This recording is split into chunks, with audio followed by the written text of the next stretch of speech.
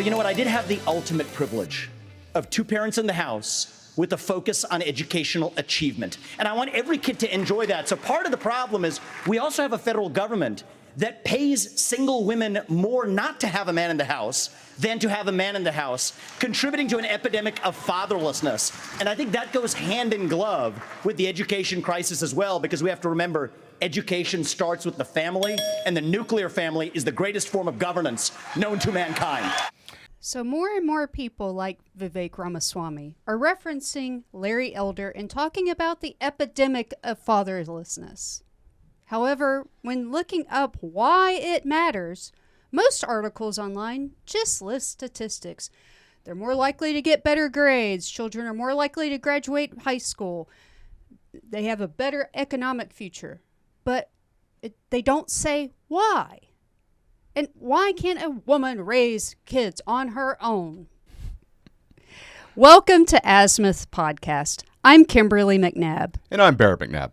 So we were in the elevator the other day, and there was a woman who was on the phone, and she was going to whatever random floor, but you can't help but overhear a conversation when there's three people in the elevator and one of them's on the phone, right? And her, I don't know who she was talking to, but her conversation revolved around that she had a son and that she did not know how to teach him to be a man because she had never been a boy or a man. And so, I mean, she's like, I want him to grow up to be a good man, but I've never been a man before, so I don't know how to do it. And, that just kind of spurred on a conversation that Kimberly and I had, and we wanted to kind of bring you in the conversation as well. Yep. We are seeing this fatherlessness, and this is not new, and this is not a Republican issue or a Democrat issue. President Obama said the same thing, that one of the number one problems that the America has is the lack of fathers in the household. So if you're looking for, this great epiphany, I mean, it comes from both sides of the political aisle because it's true. Mm-hmm. And, we live in an era of female empowerment, like we can take on everything, but there's certain roles that we just aren't really accustomed or familiar with, Sure. Especially when it comes to raising young boys. Now, Barrett, growing up, what were things that you wanted from your father? Yeah, I mean, so obviously what you're looking for is your father is going to teach you things. And I'm not talking about math and writing. A father teaches you how to be involved in society. A father teaches you right from wrong. A father teaches you how to throw a baseball. A father teaches you how to, interact with your friends and how, roughhousing is okay. It teaches you that if you scrape your knee, you rub some dirt on it, and you don't wallow in self-pity. Now, I'm not saying that emotions are bad and that men shouldn't have emotions, but men historically have been those that have gone out and done the hunting and done the violence in the world. And you need to have tough men who stand ready to guard freedom's frontier. And a father is the one that's going to be doing that. Exactly. Now, you mentioned throwing a baseball. My brother, he was calm, cool, collected, never acted like anything ever bothered him, but as you become older and you're still close with your siblings, you Sure. tend to bring up things from the past. And so he mentioned that it should have been dad to teach him to throw a baseball, and sometimes he would be bitter by the fact that it wasn't his father, right, the one to teach him how to do that. He was like, my dad should be here. And so I think most men are always going to long for that other part of a puzzle. It's just ingrained in us, I think. I think you're absolutely right. And one of the things that's important, and I did a short on this, and we can put a link to it, but it was how to be a better father. And one of the things that I think being a better father is spending time with your children. It's easy to say, look, toys and collectible card games and material stuff is what a kid wants. And of course, those aren't going to be the things the kid remembers. Exactly. It's the stories you tell them and the ways that you spent time together. Exactly. And so, whenever our children ask me to play with them, I always try and put down anything that I'm doing, because eventually they're not going to ask me, and they're going to want to. They're going to be too cool for They're daddy. going to be too cool for that. And so, but the thing is I want to establish those memories that. The reason I spent time with them is because I loved them and I cared about them, and I sat down and wore the tiara. I drank the fake tea at the tea parties. I played Legos. And you try really hard with the Pokemon cards, but I that do. font is too small. The font is beyond me reading it. I have to get a magnifying glass out. It's hey, Pokemon, whoever makes that, can we make the font a little bit bigger so that I Like can the adult cards. Yeah, so that I can help my kids out with learning how to do this Pokemon thing. But still, the thing is by caring in their interests, it sets the example and it sets the tone that they in the future can come to you with any other important life lesson. If they came to you, hey, I don't know how to do this, and you, let's sit down and we'll figure it out together. They're going to come to you when it's a big thing. Hey, I've made a mistake. I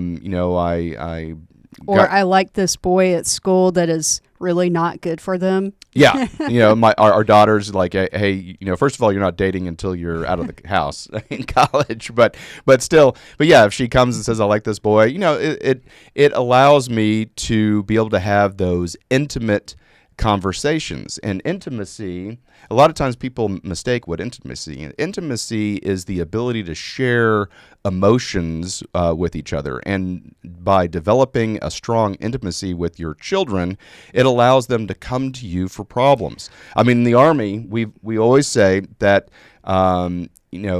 soldiers always complain. They always complain. And the time you really, really need to start being worried is when soldiers no longer complain. And the reason is either Why talk? Well, they figure you don't care. They figure you can't solve their problem.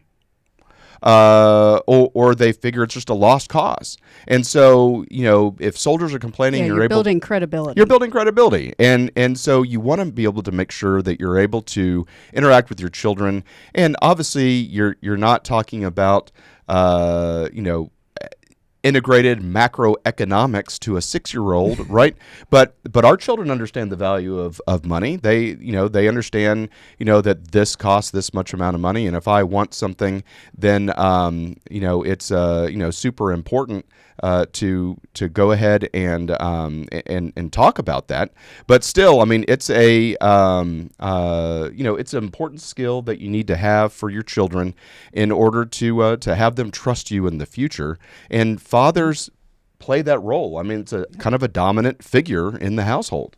Well, also, I think them seeing you interact with me can help our son learn a little bit of how to treat women. Whereas, okay, if there's no father around, how is the son supposed to learn that? I mean, do you really want them learning that from their friends or from TV?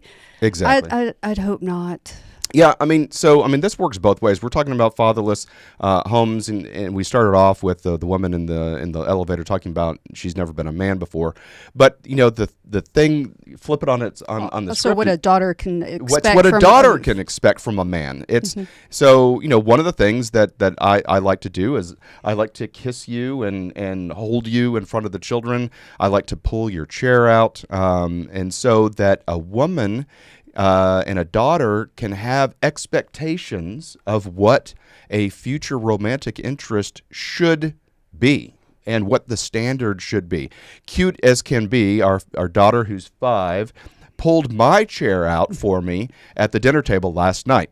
And, I was like, that's really cute. And the reason that she did that is because she sees me pull out Kimberly's chair whenever we sit down for a meal.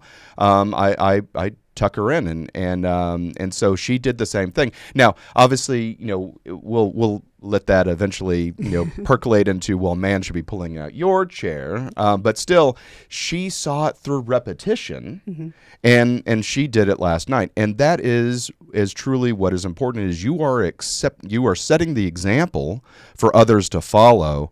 And that's the best thing, because you don't raise children. You raise adults, right? You turn children into adults. You don't raise children. You raise adults. And that's something that is super important. And, they always say 2 heads are better than 1, right? And so you have not just 2 heads, but you also have like 2 sets of interest. Barrett is teaching them about, reading Harry Potter. I am not the slightest bit interested in Harry Potter. But Barrett is not really interested in running races. And so when our son was 5, I signed him up for his first 5K. And so you're going to have, and we'll put a kids picture of his intense look on his face and he was he 3 or 4? No, he was 5. Okay. It was his first 5K, okay, so 3 3 miles. Okay. So yeah, you're going to have kids with broader sets of interest as well. And then, also you're going to have 2 sets of families, the mom's family and the dad's family. So that's, different, more family in their lives, people that can spend time with them and hang out with them and hopefully babysit them and, just influence them. And if they're from different cultures, then they're more cultured. Right. One of the big things, and it was a Hillary Clintonism, that it takes a village to raise a child, which is why, fathers don't need to be in the household. And I completely disagree with her. It doesn't take a village to raise a child. It takes a family to raise a child. And to your point, Kimberly, we're looking at mothers, fathers in the household, and then the extended family of grandparents on both sides. That's the family. It's not a village. These aren't villagers that are random people down the hall. Now, I'm not saying that your next door neighbor that has similar children and you guys are all coming up back and forth and stuff like that. I mean, I'm not talking about that. I'm talking that Hillary was saying that it was the social welfare system that should be raising the children as the village. Yeah, and atmospheres like that, you get kind of the 9 construction workers on the side of the road, 8 of them are hanging out and 1 person's actually working. That's more the mindset you're going to come across. Right. Well, not my problem, or, you got other people, why should I care? Right. No, absolutely. And a man also, when it comes to discipline, and this is not a parenting guide, whether or not you do corporal punishment with your children or not. This is not a parenting guide. That's a private decision between you and your spouse. But still, a man has a deeper baritone voice and has an easier projection in order to make on-the-spot corrections, and safety as well. Safety, if they're running into the street, I've noticed that if I lay down the law with a big booming voice to say stop, I get a better reaction. Yes, and men are typically bigger than women, and so it's just eyesight and hearing. It's going to capture more attention. It's just we occupy more real estate. Yes, and kids, they're basic human beings. They're going to tend to pay more attention to that. And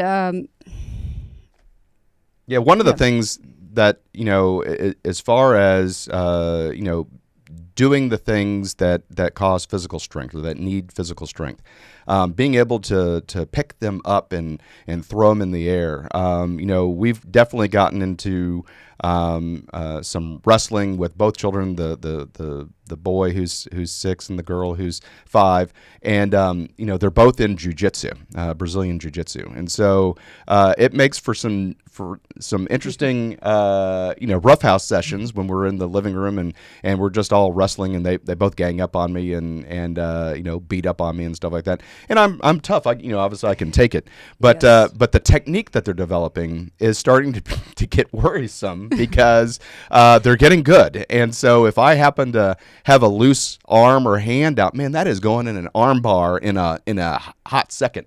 But still, I'm really big, but still, the technique that they're doing is going to eventually, win out in the end. Well, also them jumping on you. I mean, them put together, now they're starting to weigh more than I do. And so, to make wrestling memories last longer, yeah, you should be the one to do Yeah, that. exactly. And I have fun doing it. I mean, they beat up on me like a piñata, or they get on the top of the couch and jump on me like it's the top rope, jumping in with the people's elbow like The Rock, and stuff like that. But being able to have those physical interactions with the children, it's important as well. They're going to remember that, and so it just turns into, and plus it's a cooperation thing when they both look at each other and say, "Let's fight, Daddy." They're on the same team For once. yeah, and so they're on the same team and they're ready to gang up on Daddy.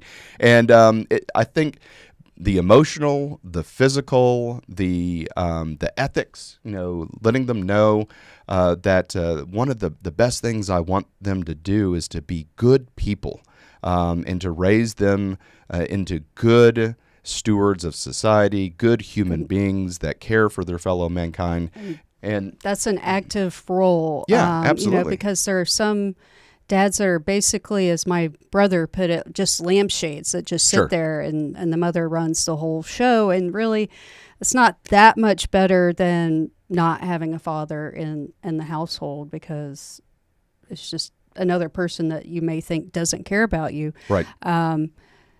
And really, the only benefit of having that so-called lampshade in the house is you have a mother that's not going to talk badly about the missing daddy. Oh, you just like your daddy, which, is bad for a daughter, because she's going to talk about any man in her life like that one day. And then, it's demeaning to men in general. And so a boy would be like, well, I don't matter, or why should I in the future take part in my future family? Right. Absolutely. Absolutely. And also, showing children what right looks like. So my son and I, we've gone camping a couple of times. I took him for the first time. It was just a single overnight when he was 4. And the first thing that we did, we pulled into our camp spot, and I got a trash bag, and we picked up trash together. And, of course, he's young, and he said, "Daddy, why are we doing this? This isn't our trash." And I explained to him that you always want to leave a place better than when you found it.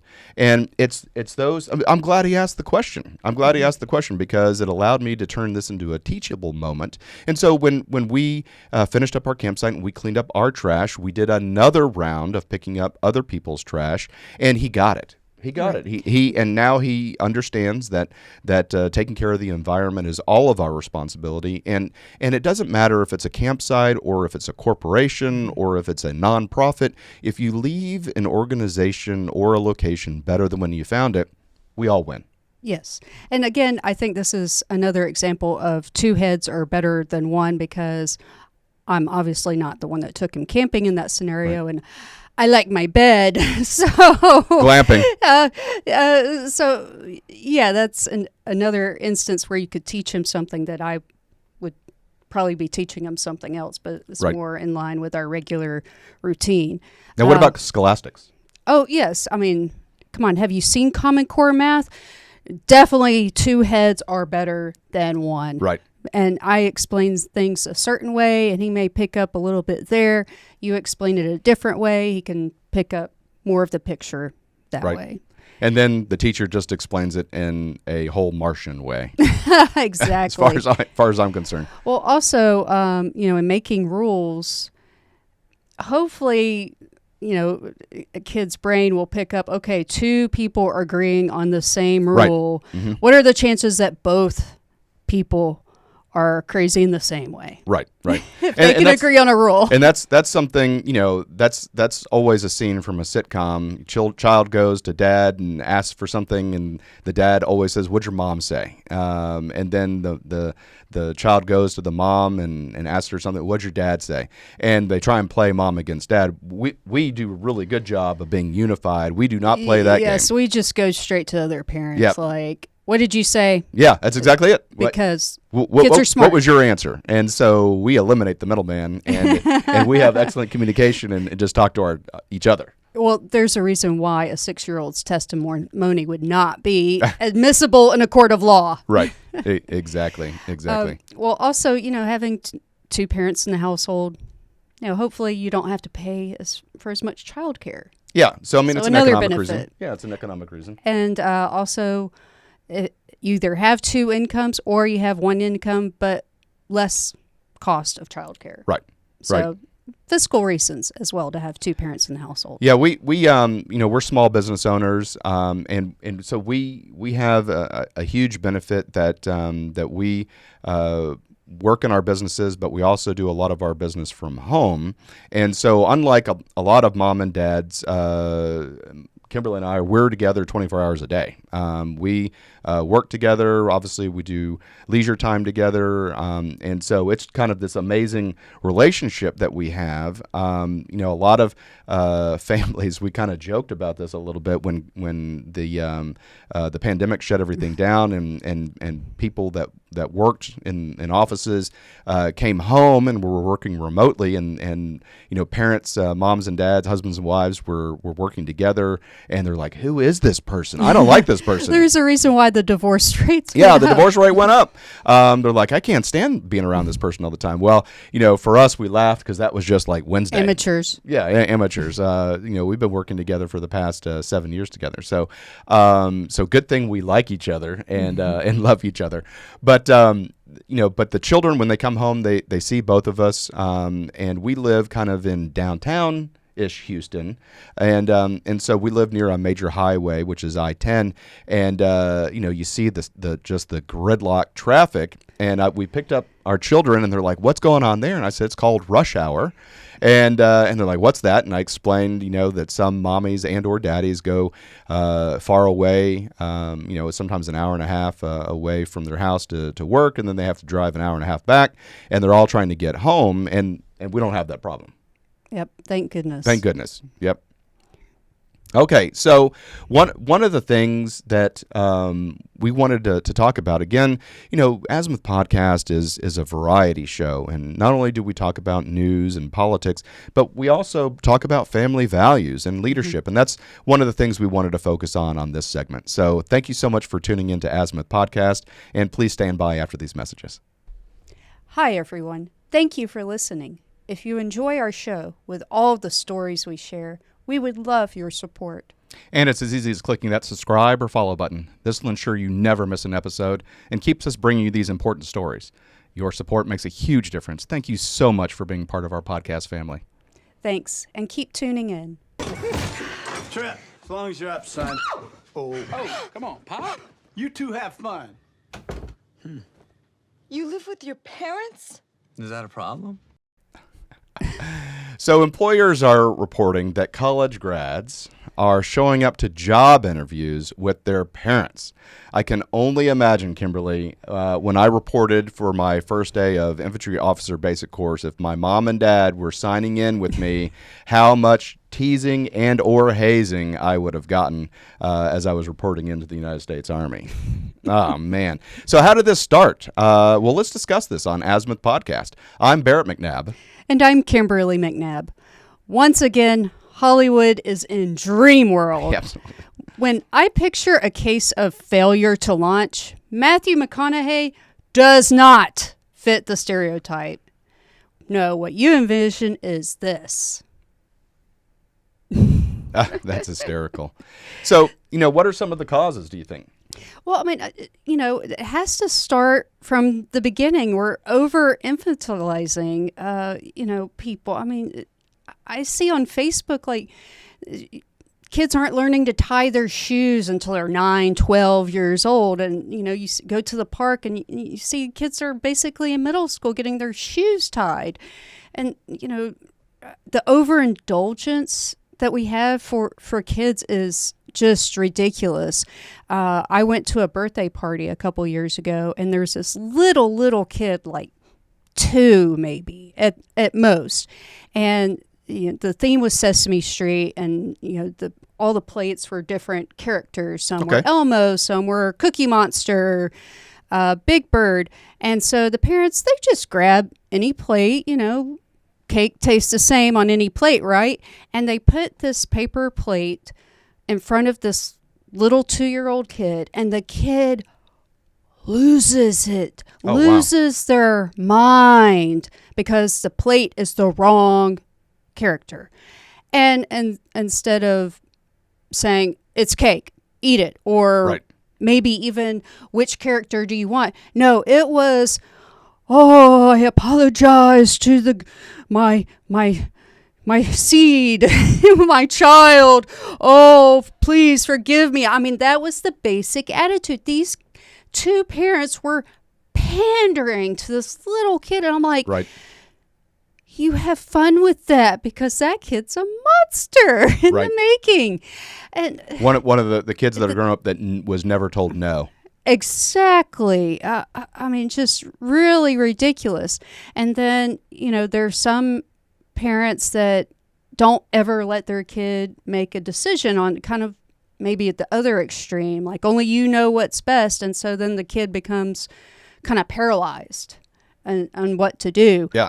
So I mean, when you're talking about like problem solving and things like that. Yeah, you never teach your kid to maybe solve their own problems. You're constantly interfering or doing it for them. I mean, Right. These are skills that kids have to learn. Yeah, I agree. I mean, some of the things that you look at when you're talking about something like this, it is just maybe a lack of adversity that occurred early on that yes. kind of sets you up for success.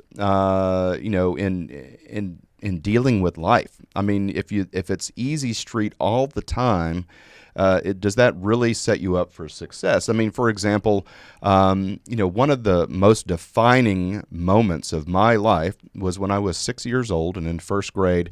My parents had just recently gotten divorced, and my mother was a medical technologist and worked in a blood bank and contracted hepatitis, and she was dying. And it was just the two of us in this small little apartment, and she couldn't do anything. And so as a first grader at 6 years old, I had to go and make us, lunch and breakfast and dinner. And, the best I could kind of do was do peanut butter and jelly sandwiches. But I would make these sandwiches, and my mother couldn't get out of bed. And I would, try and feed her to get something into her, and I would eat my sandwich. And I would just sit in a chair near her bed and just stare at her, waiting for her to die. Now, can you imagine what that does to a 6-year-old when you have to grow up that quickly? And it made me the person that I am today. I mean, I'm very self-reliant. She lived.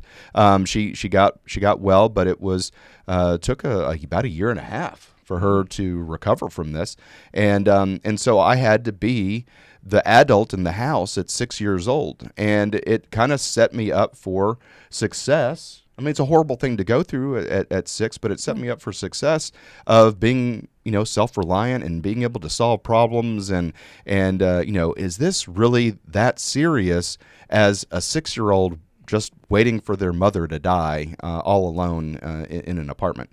And so, that's kind of the pain point that I, reference.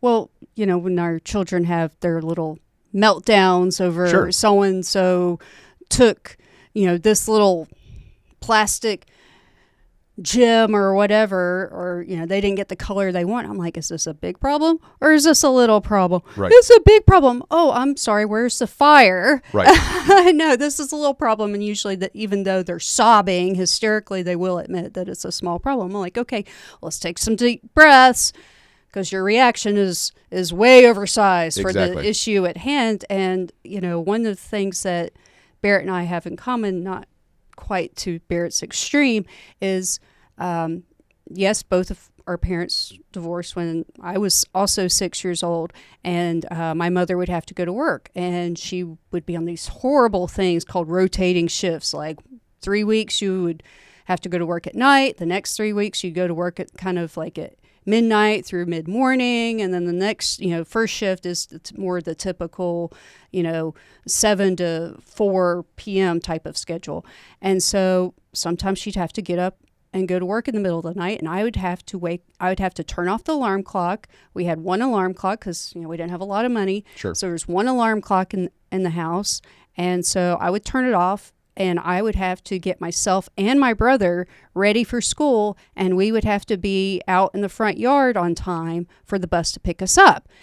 And this is you at 6, This having is to me get at you 6. ready and your brother ready. And so I get frustrated with our children sometimes because they get ready for school in the exact same way every single morning, and yet I have to be like, get your socks on, get your socks on, get your socks on, Right. brush your teeth, and just thinking about all the things that you had to do, all the things I had to do. And I'm like, son, you were 6. I was getting myself and my little brother ready. And By it's this just like, time. how do I push him to do these things? Right. And that, so it's, without the horrible life-crushing, experiences. right. I mean, it's an interesting dynamic because obviously setting the tone early on and setting the conditions for success later on is paramount, because these people that these college kids that are showing up with their parents at interviews, or showing up to interviews not prepared, they didn't wake up the day prior and have the problem. Exactly. It Right. starts early. It's like, people don't wake up at 40 years old and overweight. It's a process. You don't wake up at 40 and you're thousands of dollars in debt. It's a process. Like your neighborhood isn't full of crime and trash and broken street lamps. Waking up that way, it's a process. And so when you say process, so would you say, obviously it starts with the parents, and it goes up, but then I would branch and say then it goes into the educators. I would say, like high school and college, you have all of these enabling factors that these educators are doing. It's okay. Oh, you didn't do your homework? It's okay. Yes. No, I would we're not rather hear allowed a to give teacher you say, your project's due this day. Yes, you had some hiccups, but it was still due. You didn't do it. You get a 0. I would 0. rather hear that. And I get really frustrated hearing all these, like Reddit stories where a teacher gave a student a bad grade and the parents come yell at the teacher. No. right. It's the kid's responsibility. And, even like we'll get emails or notes from school saying your kid has homework. And I'm like, it's our son's responsibility to know that he has homework. Like Right. my mother never knew what projects I had to do, what books I had to read. None of that.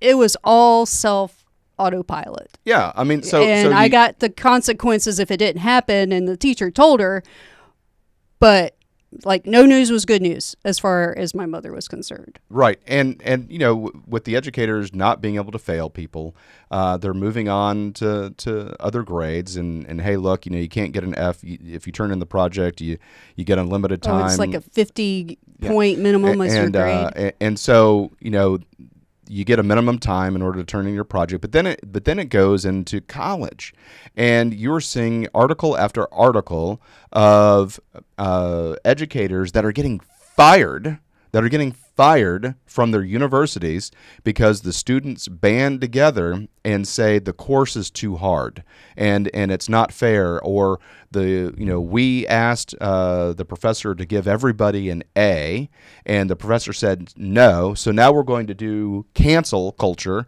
and get this guy fired. And so let's fast forward. Okay, so you have these universities that are catering to these children.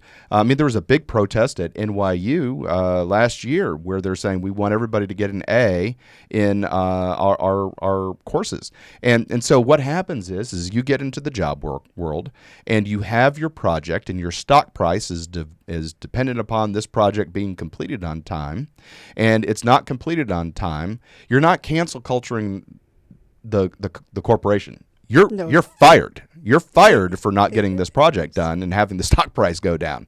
And so we are not setting our people up for success, and it's apparent in the interview process where corporations are learning to select people based upon what they need to be inside their organization.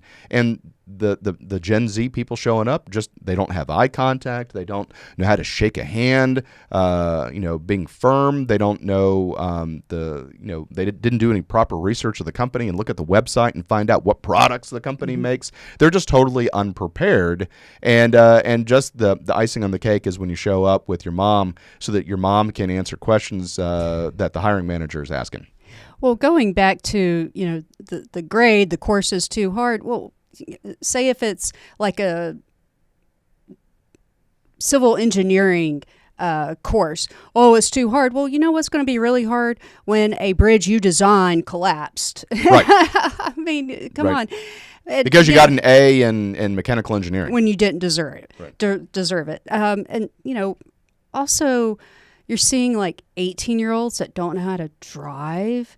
I mean, that's important. It's a milestone into adulthood. There are kids that aren't filling out their own college applications. I had to do that. I mean, come on. If you can't fill out your own college application, are you ready to actually go to college classes? Back when Lori Loughlin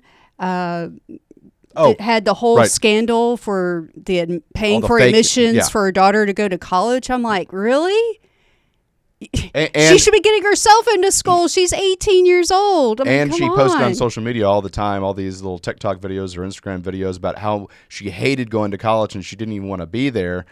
Man, joke's on her. Your mom went to jail to get you there. Exactly.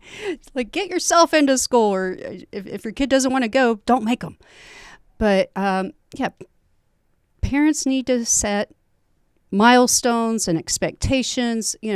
Sometimes our kids don't want to dress themselves. I'm like, how to put on a shirt. And it has led to temper tantrums just because they don't feel like doing it, or the neck hole's a little tight. I'm like, get through it. Get through it. Or I can't get this off. I mean, it starts with small battles. If you can be trusted with small things, then you're ready for bigger things. Yeah, it needs to be this escalator of adversity that goes throughout your childhood. It starts with hey, my tire's flat on my bike. Okay, this is how you fill up a tire. You take the tire pump, you unscrew the little black cap on the air stem. You put this on there. You pump up the tire. You take it off. You put the cap back on, and now you ride. And that teaches them, how to be self-sufficient. But again, we've said this earlier. You don't raise children; you raise adults, and that's something that we definitely need to do in this country. Is the parents need to look deep inside themselves and say, "Am I raising a child or am I raising an adult?" Yeah, and unfortunately, the best way to fix it is to prevent it. And with going back to the poor eye contact in the interviews or basic manners, put the iPad down at the restaurant. I am so sick of these iPad parents. The kids totally isolated off with the headphones and the iPads at the restaurant. Yes, it's easier to enjoy your third margarita at the Mexican restaurant. Trust me, it is so much easier. Sometimes I am so hungry, and he'll say, let's go to a restaurant. And I'm like, no, I don't want to deal with the kids at the restaurant.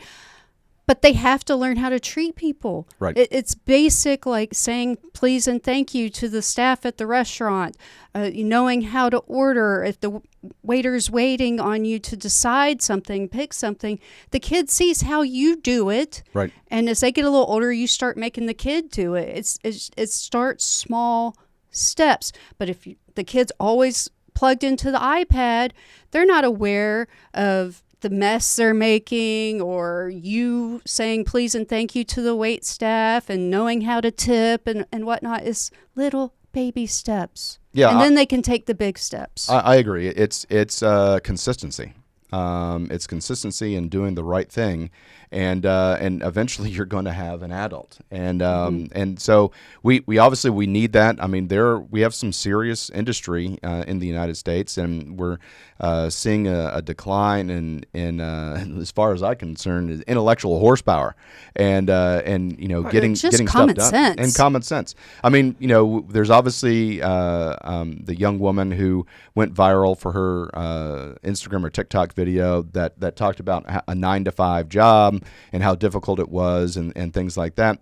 And that's because she didn't have any adversity prior to her graduating college. That's the problem there. And let me just say that when I was in the Army, at my beginning of my career, as a second lieutenant and first job out of college, and I was working 127 hours a week. And Yeah. you know, 9 to 5 is just a Dolly Parton song. yeah, exactly. I mean, even the last job before I retired out of the Army, I would have to get up at 3 o'clock in the morning, and I would shave and do personal hygiene, get ready, and then leave the house by 4, so that I could be at the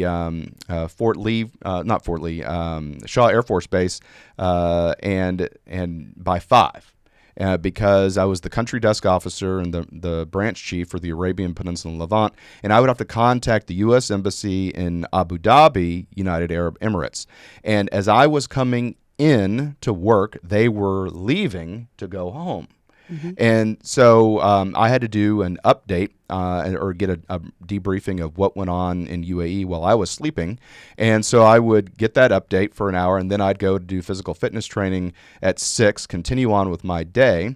And then at 5 p.m., I would have to do my, sometimes 5 or 6, I'd have to do my debriefing of what occurred in the United States to the U.S. Embassy personnel that were coming on shift. The big day was starting as mine was ending, and I'd have to do an hour debriefing. And so I sometimes wouldn't leave work until 7 p.m. And then it would take me an hour and a half to get home. And so I'm getting home at 8:30 at night.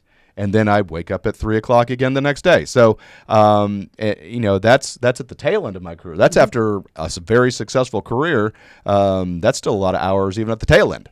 Yep. And as an accountant, I mean, tax season takes place January through April, so the sun's not out a whole bunch. You don't see the sun. Right. Right. And there's no overtime. It's salary.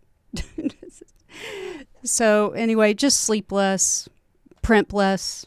That's all the advice I would have for that woman. Yeah, exactly. And the big thing on that is again setting the conditions for success. So knowing that you are going to have to work hard as an adult, it just needs to be ingrained. I mean, our son, he gets homework and he doesn't want to do his homework, and I said, look, man, it gets harder. It gets harder. So I'm creating this expectation that his life is going to get harder as he gets older. And so I say, you just wait until you're in high school, and you're going to have 3 hours of homework every night. And so creating that expectation management sets him up to say, life is going to get harder. I'm just going to have to work harder, and he'll be successful. You don't have to like it, but you do have to do it. Yeah, absolutely. So what about parents that rescue their children all the time? Well, I mean, it just teaches them that.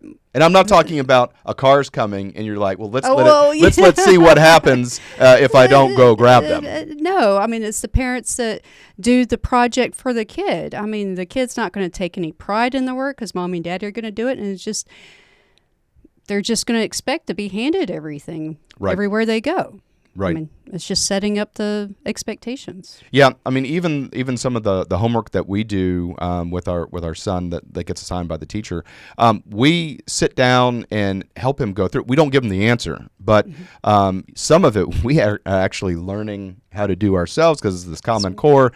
And when I was growing up and when you were growing up, it was brute force. It was multiplication tables, and you just powered through it, and it was just brute force learning and just repetition and so some of it has changed, and so we have to sit down and look at these number bonds and things like that, and look at families, what is going on here. So we have to learn a little bit about it as well. But again, we help with the instructions.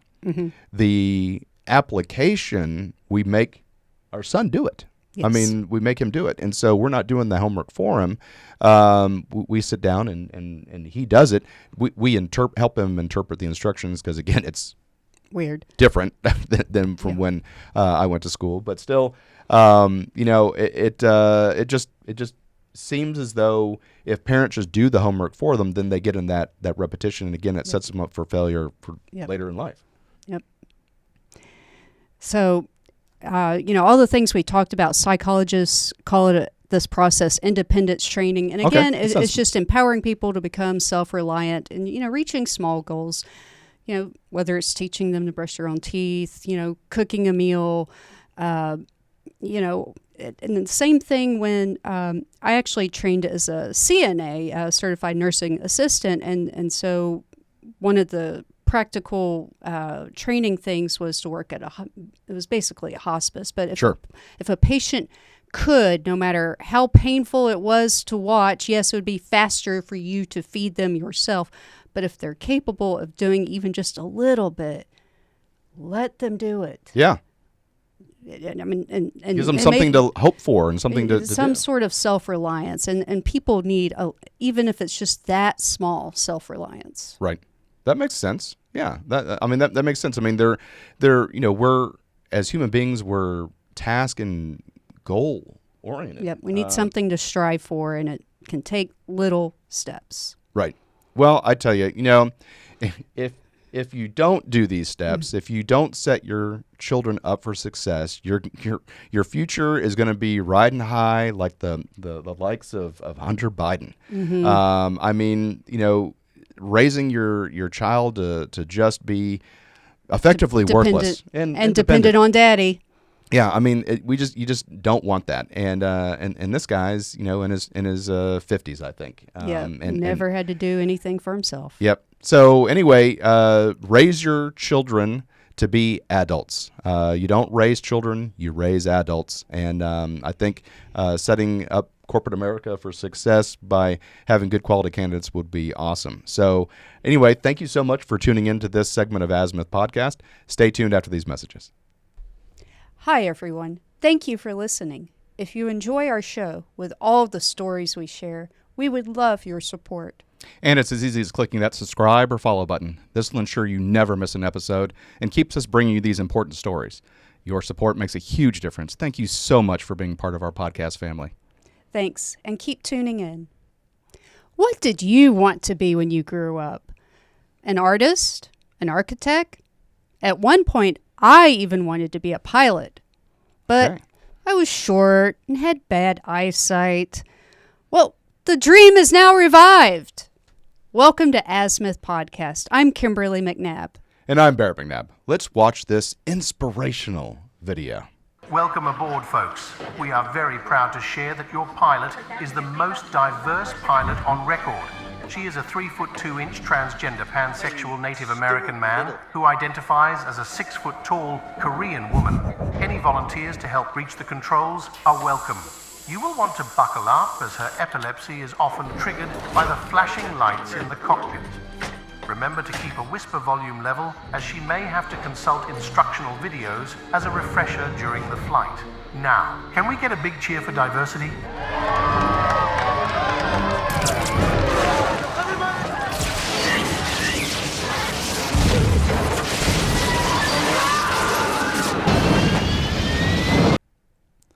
All right. You know those pilots that talk too much during the flight? Yeah, I just don't want the turbulence. That's all. Yeah, that's it. But so this kind of is a play on the CEO of United Airlines wanting 50% of the future pilots in the company to be women or people of color. And also a recent article that the FAA is pushing diversity, including people with severe intellectual and psychiatric disabilities. That sounds safe for people who are responsible for all the air traffic controllers flying all these planes around the United States. Okay, all right, but what can we talk about these CEOs? Well, first of all, I would say, I'll get on those flights. I'll tell the CEOs, I'll take those flights after you do. Right. Yep. In fact, the Babylon Bee, which is one of a favorite of ours, had this quick thing that major airline hires their very first blind pilot in a measure of diversity. But you're right. You're absolutely right. I mean, in this instance, the CEO should have to do a check ride flight with every single new hire pilot to make sure that they are individually verified that they're good to go. When I was in the Army, one of the most important jobs, especially as a paratrooper in the 82nd Airborne Division, is your parachute and the person who packs it. And the person that packs it is a parachute rigger. and they are only packing approximately 20 chutes a day. Because the Army wants them to be attention focused, not to get into this monotonous rhythm, because it's super important to make sure that parachute opens the first time. And so they're only packing 20 a day. They're really paying attention. And in this particular instance, a supervisor will come while the person's packing their chutes and will attach a toe tag to a random parachute that the person has packed and say, you will jump with this parachute tomorrow. All right. You want to talk about quality control. You don't know which one you're going to get. If you're packing 20 a day and you are jumping one of them, and you don't know which one it's going to be, you're going to make them all right. You're going to make them all right. And so, everybody loves parachute riggers because they're doing great, wonderful things. But still, I mean, that is the ultimate quality control. You yourself will be in danger if you do it wrong. And I almost kind of want to say that Buttigieg needs to have his next driver be blind and rely on autopilot with Tesla to get around. As a diversity hire, right? To make things fair. But we saw this, and I mean, it's just stupid. Meritocracy needs to be the way of the future for things that involve safety. It should not necessarily be a diversity hire. It should be the best Who do you want flying your airplane? The best qualified person, or the fact that, hey, we had to make sure that there was a bunch of buckets that this person fit into before we could slide him into an airplane cockpit? Well, I remember comedians joking about drunk airline pilots about 10 years ago. Would those qualify as a diversity hire? I don't know. Let's get Keith Richards in there. Yeah, exactly. But, the checklists that you were talking about with the riggers and, you're going to jump with this tomorrow, not life-threatening like that, but it's the same reason that you have the audit checklist when an accounting firm does an audit, is so that you don't get lazy or get bored and you go through all the steps that you need to take to make sure that the job is done. Right. But, all these quotas are just ridiculous. I mean, what if you don't get enough candidates that fit, this so-called description?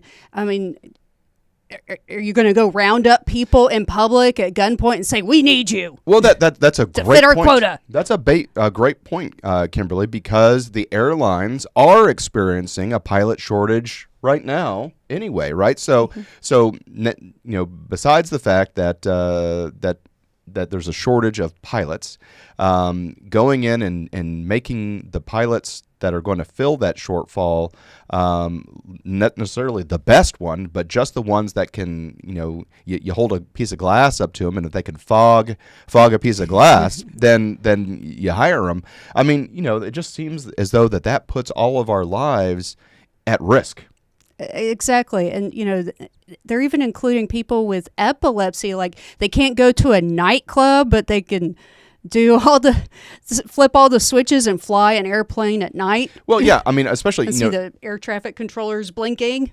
Exactly. I mean, we're talking about the FAA. So we're talking about the people who are air traffic controllers. So they're in a high stress job already.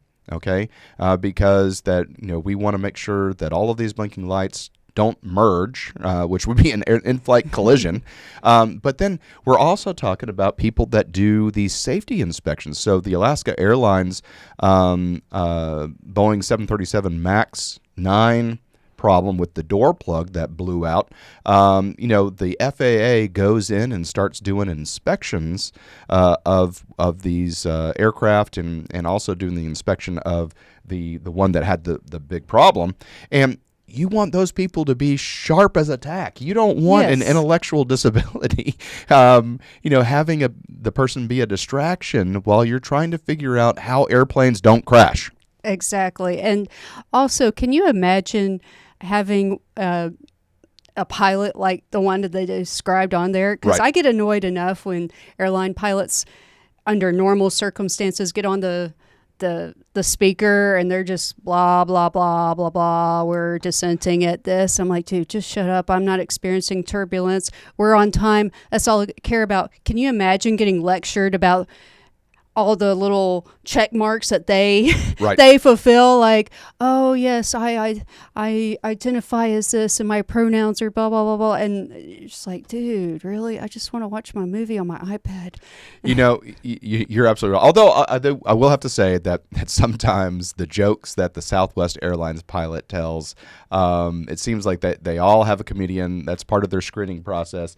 And I have enjoyed a number of jokes that pilots that fly for Southwest Airlines. I'm not a big Southwest Airlines person, but every time I get on there, they have a joke. It's pretty funny. It gets the crowd kind of going, especially if it's going to a fun place like Las Vegas or something like that. Then it gets everybody in the mood. But one of the things that I saw an article recently was that in a survey, and this is going to be kind of interesting, in a survey, 60% of people surveyed that said that if an airplane, a commercial airplane, the pilots just went unconscious and someone came over the intercom and said, "We've lost our pilots. Is there anybody that can fly the plane and land it?"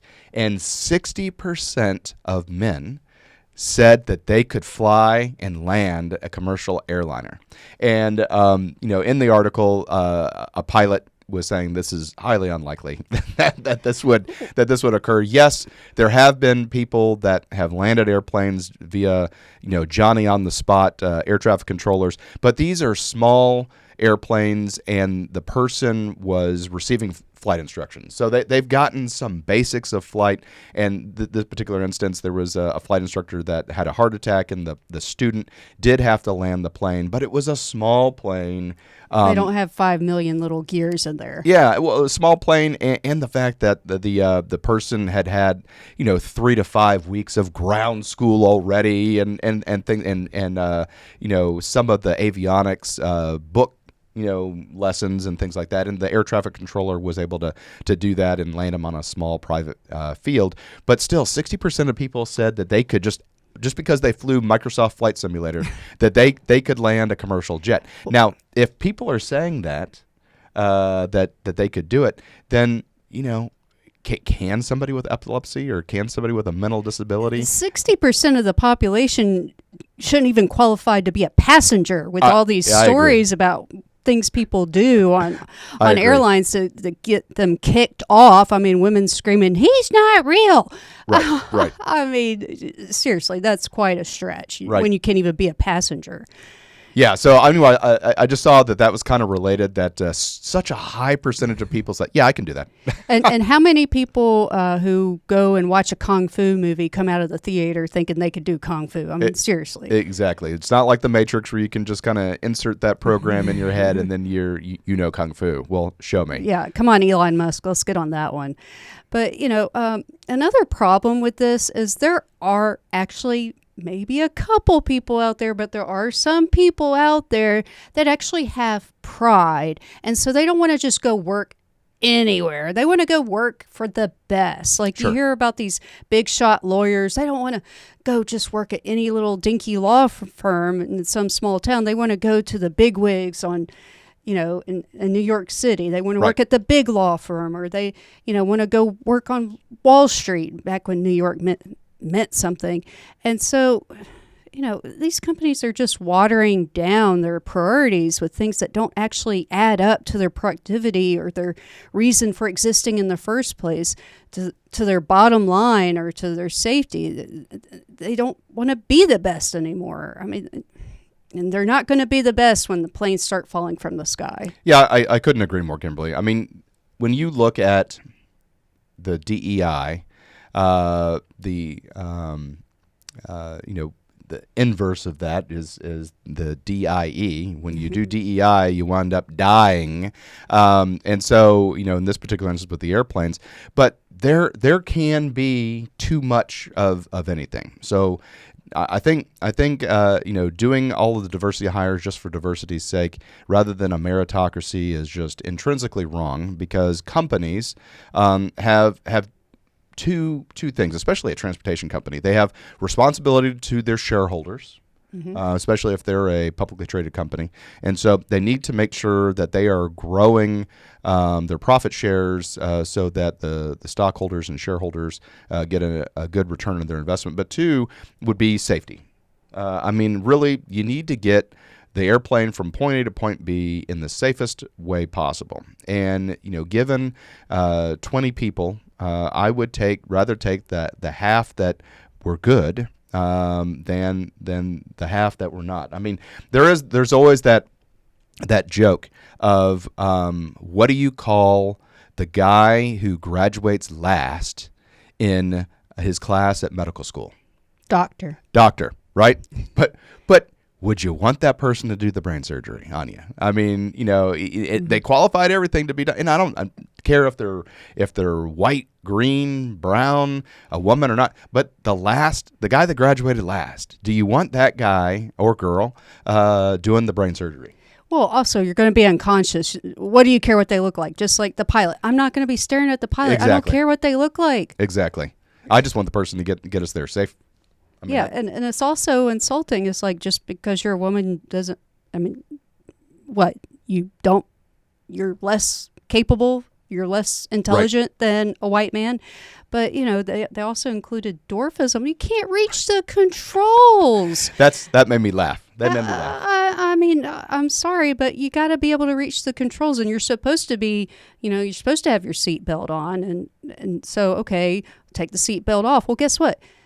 It takes more time to go get a ladder or use an extension thing. We live in a house with very tall ceilings, and I can tell you, I don't feel like doing this or that when I have to go get a ladder for every little thing, and it adds more time. Well, we were talking about this before we started recording. There was a female ROTC cadet that was a year older than me, so she was a senior, and she was vertically challenged. Know the feeling. Vertically challenged. But she had rated very high on the Order of Merit list, so she was one of the top cadets in her class, and she had great grades. And you put in what branch you want in the Army. A lot of people don't understand, they think branches are, the branch of the military is the Army, Air Force, Marine Corps, Navy. But inside the Army, there are also branches for officers. So the infantry is a branch, or armor is a branch, or finance corps, or aviation.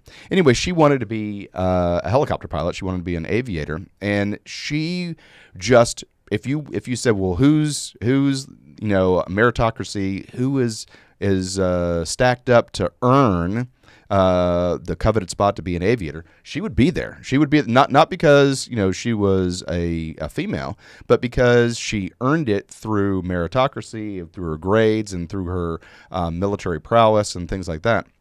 But still, she had to go to Fort Hood and sit in a simulator, and as part of her application packet, and she had to have her arms go out and do her wingspan for her arms to see if seated and belted into a helicopter cockpit, if she could reach the controls.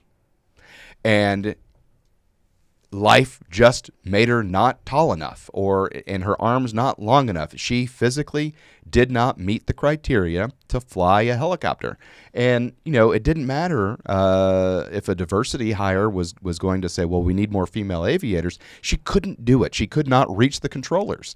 And she was probably one of the top cadets, in the program, but physically she could not do it. And so she did not get aviation as one of her branches. She wound up going military police. But still, it just goes to show that, you can have a meritocracy and still fail if you don't meet the minimum standard in order to accomplish a task. And I think lowering standards and not choosing meritocracy for things, I think it just sets us back. Well, yeah, she couldn't fly a helicopter, and guess who doesn't care if you're female or what you are flying a military helicopter into a war zone? The enemy. Yeah. They don't care.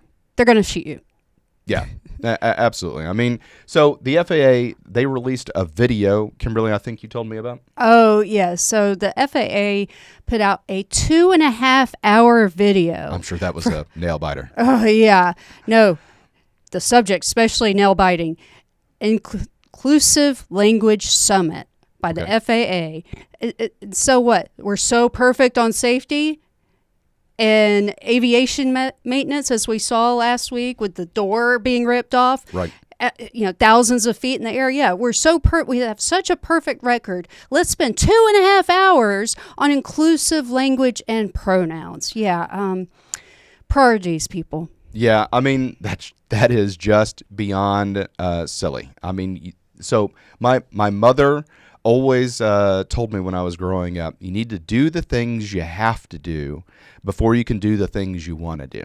Yeah, let's not die first. Yeah, exactly. So anyway, we saw this, and we saw that the United CEO and the FAA's article on diversity and inclusion kind of married up. So we wanted to bring this to you. But thanks for tuning in to Azimuth Podcast, and have a great day. Hi, everyone. Thank you for listening. If you enjoy our show with all the stories we share, we would love your support. And it's as easy as clicking that subscribe or follow button. This will ensure you never miss an episode and keeps us bringing you these important stories. Your support makes a huge difference. Thank you so much for being part of our podcast family. Thanks, and keep tuning in.